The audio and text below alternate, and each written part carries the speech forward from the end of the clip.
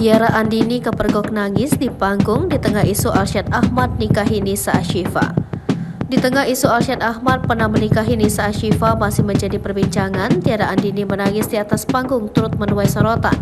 Di sisi lain juga warganet menyoroti Tiara Andini yang menjalani hubungan dengan sepupu Raffi Ahmad tersebut. Bahkan kini, aksi tak terduga Tiara Andini menangis saat nyanyi di atas panggung menuai sorotan. Tiara kepergok nangis saat manggung. Tiara Andini menjadi sorotan publik ketika ia menyanyikan lagu Terlanjur Mencinta.